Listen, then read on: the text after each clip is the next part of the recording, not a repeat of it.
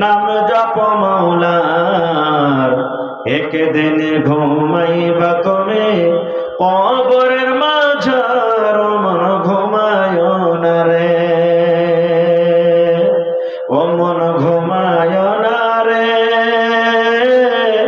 নামে জপ মাওলার, একদিন ঘুমাইবা তুমি জিন্দাগির লাগিয়া, ও মন ঘুমায় না রে, একদিন ঘুমাইবা তুমি কবরের মাঝার, মন ঘুমায় না রে। সাদ্দাদ ফেরাউন বাদশা ছিল, এ দুনিয়া মাঝার, একে একে সব চলে গেল, একে একে সব চলে গেল কবরের মাঝার, মন ঘুমায় না রে, ও ভাই ঘুমায় না রে। নামে জপ মাওলার, একদিন ঘুমাইবা তুমি জিন্দাগির লাগিয়া, মন ঘুমায় না রে। আল্লাহর যত নবী ছিলেন এ দুনিয়া মাঝার, একে একে সব চলে গেলেন, একে একে সব চলে গেলেন কবরের মাঝার, মন ঘুমায় না রে। আল্লাহর যত নবী ছিলেন এ দুনিয়া মাঝার, একে একে সব চলে গেলেন, একে একে সব চলে গেলেন কবরের মাঝার, মন ঘুমায় না রে। তাহলে রোজার হালাতে ভাত খাওয়া হারাম, মানে রোজার দিনে হালাতে। ফির এটা মনে করবেন না যে মৌলানা ভাত খাওয়াকে হারাম করে দিয়েছে।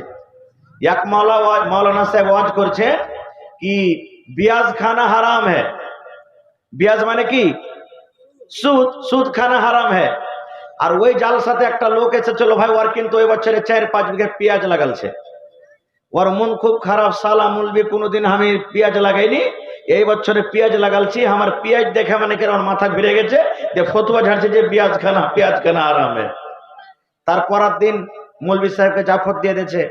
যেরকম দেখবেন আপনার লেলা চকা হোটেলে যে ঢেরি হোটেল আছে, পেঁয়াজ দেয় না খানাতে, ও পরীক্ষা করার জন্য তখন যা খানা পানি দিয়েছে অতি পেঁয়াজও কেটে দিয়েছে।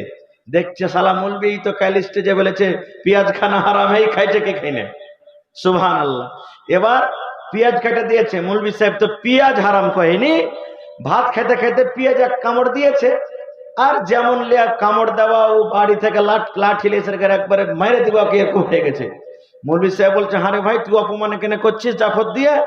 বলছে যে ও তোমার খালি স্টেজে ফতুয়া বাজি। বলছে কেমন কথা তুমি বলছো রে ভাই? বলছে তুমি কাল জালসাতে বলেছো যে পেঁয়াজ খানা হারাম, হ্যাঁ ওই লেগেছে তোমাকে জাফত দিয়েছি পরীক্ষা করার জন্য, তুমি কচকচ করে কেমনে পেঁয়াজ খেয়েছো। হায় রে আল্লাহ। মৌলভী তখন বলছে ভাই রে পেঁয়াজ খানা হারাম বলিনি, পেঁয়াজ খানা হারাম হ্যাঁ বলেছি। তখন ওকে ভালো করে বুঝিয়ে দিলে। তো ভাই এই মতো আমি হারাম বলছি কোন হালাতে, আর আপনারা বলে দিন যে মৌলভী সাহেব ভাত খেতে হারাম করে দিয়েছে, এরকম যেন না হয় ভাইরা আমার। আর কি মিথ্যা কথা বলা হারাম, ঝুট কথা বলা হারাম, গীবত করা হারাম, চগলখড়ি করা হারাম। আল্লাহ রাসূল বলেছেন যে মানুষেরা রোজা রাখলো আর রোজা রাখার পর ঝুট কথা বললো, চগলখড়ি করলো, গীবত করলো, তো আল্লাহ রাসূল বলছেন যে হারে খ্যাপা তুই না খেয়ে কেনে থাকলি, খাইতে দিনটা কাটা। মানে ওর রোজা রাখা না রাখা বরাবর। খায়া যেমন দিন রোজার হালাতে যেমন খায়া রোজা রাখলো না গুনাহ হয়, এই মতো রোজা রাখার পরও চুগলখড়ি গীবত করাতে ওর রোজা হয় না, রোজা ভেঙে যায়। আর আজকে আমাদের অবস্থা কি জানেন? দোকানে বসে যাব, এক কাপ চা খাবো, আর কি বলবো? আরে ওই মুলবি যা আছে না, হ্যাঁ ওর কথা বলিস না, ওই নমাজি যা আছে নমাজি, সুবহানাল্লাহ, আবে দাড়ি থিয়েছে ওর থেকে আমি ভালো আছি সালা হারাম। ওই হাজি যা আছে এতখানি ওর গোটে পলস সালা সবকে মেরে মেরে জমিন কিনেছে। এই দেখেন দুনিয়াদারির আমরা চগলখড়ি গীবত করি আমরা ভাই। এই সমস্ত জিনিস থেকে আমাদেরকে বাঁচতে হবে ভাই আমার। এইবারে রোজা যে আমরা রাখবো, রোজাটা জানা দরকার যে ফরজ না সুন্নাত না নফল। আল্লাহ তাআলা কোরআনে বলছেন, ইয়া আইয়ুহাল্লাযীনা আমানু কুতিবা আলাইকুমুস সিয়াম। সুবহানাল্লাহ। আল্লাহ তাআলা কোরআন মাজিদে বলছেন, এরে দুনিয়ার ঈমানদার, ইয়া আইয়ুহাল্লাযীনা আমানু, হে বিশ্বাসীগণ, হে ঈমানদারগণ। এই জায়গাতে আল্লাহ বেঈমান শয়তানকে আল্লাহ ডাক দেন না। এই জায়গাতে আল্লাহ ধোঁকাবাজ দাগাবাজকে আল্লাহ ডাক দেন না। এই জায়গাতে আল্লাহ মুনাফিককে ডাক দেন না। আল্লাহ রাব্বুল আমিন ঈমানদার বান্দা বান্দীকে ডাক দেয়া বলছেন, যারা এক আল্লাহকে বলে স্বীকার করেছে, নবীকে নবী বলে স্বীকার করেছে, যারা জান্নাত জাহান্নাম বলে ঈমান এনেছে, কোরআন আল্লাহর কিতাবে এক বলে বিশ্বাস করেছে, ওই সমস্ত ঈমানদার বান্দা বান্দীকে আল্লাহ ডাক দেয়া বলছেন, হে আমার ঈমানদার বান্দা বান্দীরা, কুতিবা আলাইকুমুস সিয়াম, আমি আল্লাহ রাব্বুল আমিন তোমাদের পড়তে রোজাটাকে আল্লাহ ফরজ করে দিয়েছি। রোজাটাকে ফরজ করা হয়েছে কামা কুতিবা আলাল্লাযীনা মিন ক্বাবলিকুম। আল্লাহ বলছেন, দুনিয়ার মানুষ, আমি এই রোজাটাকে শুধু তোমাদের পড়তে ফরজ করিনি, তোমাদের আগে আরো যত নবী ছিলেন ওই সমস্ত নবীর উপরও আমি আল্লাহ রোজাটাকে ফরজ করেছিলাম। শুধু তোমাদেরকে আমি ভেজালটা দিনি। তোমরা মন খারাপ করিও না যে আল্লাহ তাআলা শুধু এই রোজাটাকে আমাদের জন্যই দিয়েছেন। এক মাস এত বড় বড় লম্বা লম্বা দিনে কেমন করে না খেয়ে খেয়ে রোজা করব? আল্লাহ বলছেন, খবরদার এরকম মন খারাপ করিও না বান্দারে, এই রোজাটাকে তোমাদের আগে যত নবী দুনিয়াতে এসেছিলেন ওই সমস্ত নবীর উম্মতকে আমি আল্লাহ তাআলা রোজা দিয়েছিলাম। এবার বলবেন, হাজী মাওলানা আল্লাহ রোজা কেন দিলেন? আল্লাহ তাআলা সেটা বলছেন, লাআল্লাকুম তাত্তাকুন। আল্লাহ তাআলা বলছেন, দুনিয়ার মানুষরে, এই জন্য আমি রোজা দিলাম যেন তোমরা মুত্তাকি হয়ে যাও, যেন তোমরা পরেজগার হয়ে যাও। আল্লাহ তাআলা বলেন, দুনিয়ার মানুষ, 11 মাস তুমি বেনামাজি হয়ে থাকলে, 11 মাস তুমি মিথ্যা কথা বলেছো, 11 মাস তুমি মদ পান করেছো, 11 মাস তুমি গীবত করেছো, 11 মাস তুমি চগলখড়ি করেছো, 11 মাস তুমি গুনাতে ডুবে থাকলে, বান্দারে যেমনই রোজার মাস এলো, রোজার মাস আসার পর 11 মাসের গুনাহকে, 11 মাসের পাপকে, 11 মাসে তুমি যা কিছু করেছো সব কিছুকে তুমি ভুলে যাও। আর ভুলে যাওয়ার পর তুমি একটা মুত্তাকি পরেজগার বান্দা হয়ে যাও, তুমি একটা সলে বান্দা হয়ে যাও, একটা তুমি নেককার বান্দা হয়ে যাও, একটা তুমি দিনদার বান্দা হয়ে যাও, একটা তুমি পরেজগার বান্দা যেন হইতে পারো। আল্লাহ বলছেন, 1 মাস রোজা রেখে তুমি নিজের জীবনের গুনাহটাকে মাফ করে যেন তুমি নেককার পরেজগার বান্দা হইতে পারো। ভাই আমার, আজকে আমরা মুসলমান এমনি দিনে এখন যা করছি, রোজার দিনও তা করছি। দেখবেন রোজার মাস যখন আসবে, কত লোক এমনি মিথ্যা কথা চেটি দাওয়া লিবে, ওষুধ লিবে, আর লিয়ার কেরাতন বাহানা করে বাড়তে লোককে দেখে দেখে দাওয়া খেবার বলবে, ওই রে ভাই বেমারি ছোটে না, দেখ দাওয়া দেখ। আর যেমনি রোজার মাস পাস হইলো, দেখেন একবারে মস্ত একবারে আড়া সাড় হয়ে ঘুরে বেড়ে যাবে, তখন আর কে লড়ে পারবে ওকে? আর রোজার মাসে দেখেন অসুখ, কত লোককে দেখবেন রোজা রাখবে না, বলবে বাড়তে কি খাইতে নেবে, বাড়তে দানা পানি নেই যে এত বড় দিন না খেয়ে থাকবো। কত লোক বলবেন যে মানুষকে দেখা ডরিয়ে কি করব, আল্লাহকে দেখা ডরাই নে তো রোজা রাখি নে তো রাখি না। দেখেন, হায় রে আল্লাহ, এই তো আমরা মুসলমান, হতভাগা মুসলমান। আচ্ছা ভাই বলেন তো, ইমাম সাহেব যেই মসজিদে যে মিম্বারের উপরে দাঁড় হয়ে খুতবা দেন, ওই খুতবাতে কয়টা ধাপে থাকে? 3টে না 4টে? জোরে বলে, 3টে ধাপে থাকে। আমার ইমাম সাহেব খুতবা দিচ্ছেন, মাওলানারা খুতবা দিচ্ছেন। এইভাবে নবীর জামানাতে মিম্বার, যে মিম্বারের উপরে নবী খুতবা দিতেন, নবীজি প্রথম ধাপেতে যখন পা দিলেন, জোর করে পড়লেন আমিন। আমিন মানে আল্লাহ তুমি কবুল করো। দ্বিতীয় ধাপেতে যখন নবী পা দিলেন, তখন জোর করে পড়লেন আমিন মানে আল্লাহ তুমি কবুল করো। তৃতীয় ধাপেতে যখন নবী পা দিলেন, জোর করে পড়লেন আমিন। আমিন মানে আল্লাহ তুমি কবুল করো। কয়বার হলো? জোরে বলেন। 3 বার হয়ে গেল। এবার নবীজি খুতবা দেওয়ার পর নেমে গেলেন। এবার একজন সাহাবী নবীকে প্রশ্ন করে দিলেন, ইয়া রাসূলুল্লাহ, আল্লাহর নবী গো, একটা কথা আমরা বুঝতে পারলাম না, আজকে আপনি একটা নতুন কাজ করলেন গো নবীজি, আজকে আমরা বুঝতে পারলাম না। নবীজি বললেন, সাহাবীরে, কি আমি নতুন কাজ করলাম?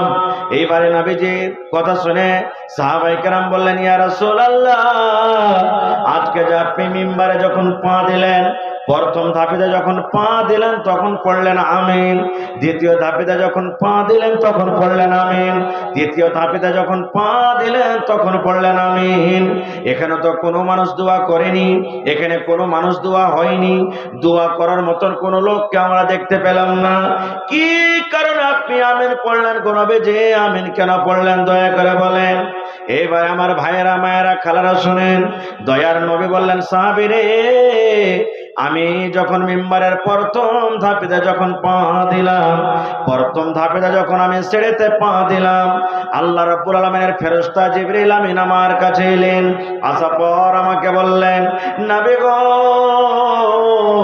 আপনি আপনার উম্মতের মধ্যে এলান করে দিন, আপনি আপনার উম্মতকে জানিয়ে দিন, ওই সমস্ত মানুষরা যেন হালাক হয়ে যায়, বরবাদ হয়ে যায়, ওই মানুষরা যেন ধ্বংস হয়ে যায়, ওই মানুষরা যেন হালাক বরবাদ হয়ে যায় যে লোকেরা এক মাস রমজানের মাস পেল, এক মাস রোজার মাস পেল, রোজার মাসে কোরআন তেলাওয়াত করলো না, রোজার মাসে রোজা রাখলো না, রোজার মাসে দান করলো না, রোজার মাসে জিকির আজকার করলো না, রোজার মাসে তারাবির নামাজ পড়লো না, রোজার মাসে অন্য অন্য নেকির কাজ করলো না, এক মাস রোজা রেখে যে নিজের জীবনের গুনাহকে মাফ করতে পারলো না, এক মাস রেখে যে তারাবি পড়ে নিজের জীবনের গুনাহকে মাফ করতে পারলো না, এক মাস রোজা রেখে তেলাওয়াত করে যে নিজের জীবনের গুনাহ মাফ করতে পারলো না গো নবীজি, ওই লোকটা যেন হালাক হয়ে যায়, ওই লোকটা যেন বরবাদ হয়ে যায়, ওই লোকটা যখন হালাক হয়ে যায়, নবী বললেন, তখন পড়লাম আমি আমিন। আমিন মানে আল্লাহ এই দোয়াকে তুমি কবুল করে নাও, নারে তাকবীর।